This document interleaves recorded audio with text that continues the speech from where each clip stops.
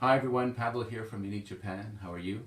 I have here a brilliant wakizashi by Tanba no Kami Yoshimichi, third generation from Osaka. It's housed in a lovely Koshirae from the Edo period.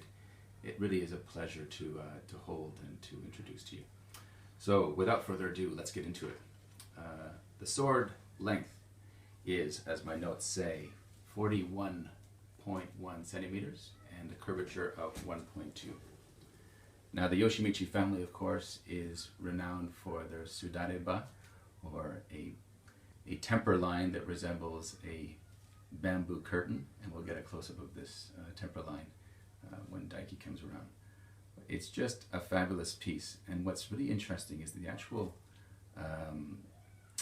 temper line is done in a sashikomi polish, which is when they go right over the Hamon, and they don't use hadori or a white for the polish, so it really just accentuates the temper line. So I can't wait to show you that. So let's get a close-up look of the Koshirae right now.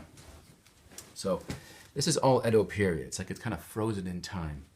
This is black ishime, like a kind of a stone style, stone finish scabbard from the Edo period. This is definitely a 1800s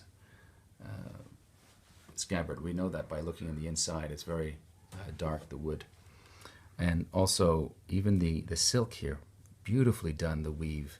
And it's got a little bit of a kind of a leathery feel because it's quite old.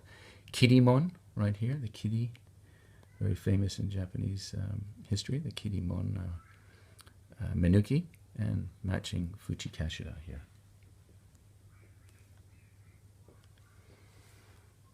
Now the tsuba, look at all these dots. It's a nanako on a copper base called suaka with birds. I love the negative space usage in this particular tsuba. It's not about packing. You know, a lot of Western art is all about packing with filling with details. Here it's all about subtlety. This is just a first-class, subtle sword.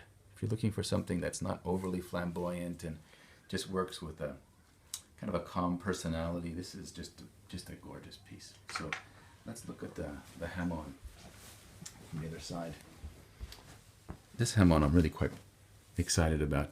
The sword has received Tokubetsu Hozon certification, and we'll get to that in a moment's time, but let's see if we can get the focus on this.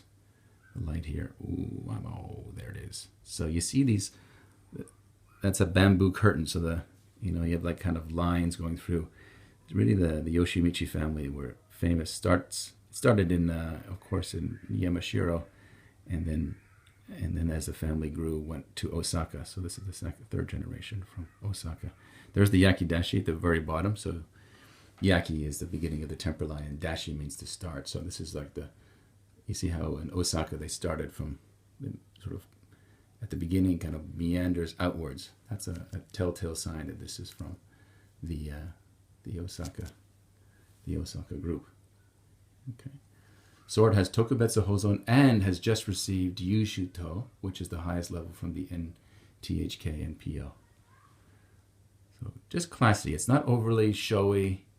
Oh, look at this. This is nice. On the Kisaki, can you get that? That'd be fantastic. See how you have a little circle? One side is the moon. It's a little right there. Bam. That is, there's the sun, and the other side is the moon, right? Basically representing life balance. So this is a sword that reminds you to keep life in balance, keep yourself in check. And I think it's what a wonderful story this is. So, gorgeous little wakizashi. Here's some of the certificates here on the piece. We have the Koshirae, certificate for the Koshirae. Of course, as always, Unique Japan, we translate all the information for our clients. These red circles represent the individual judges that have certified it. I like the accountability that the NTHK has.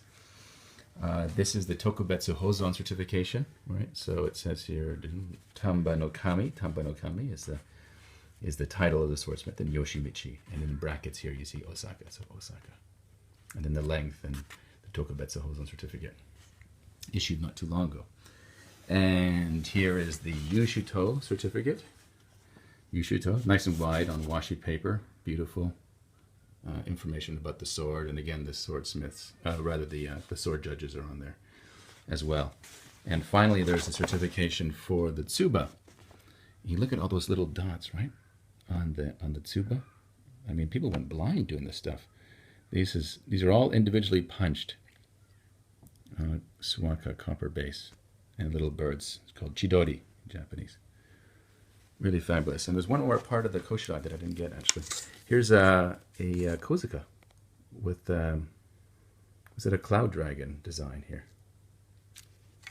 And it's signed as well. So here's the kozuka.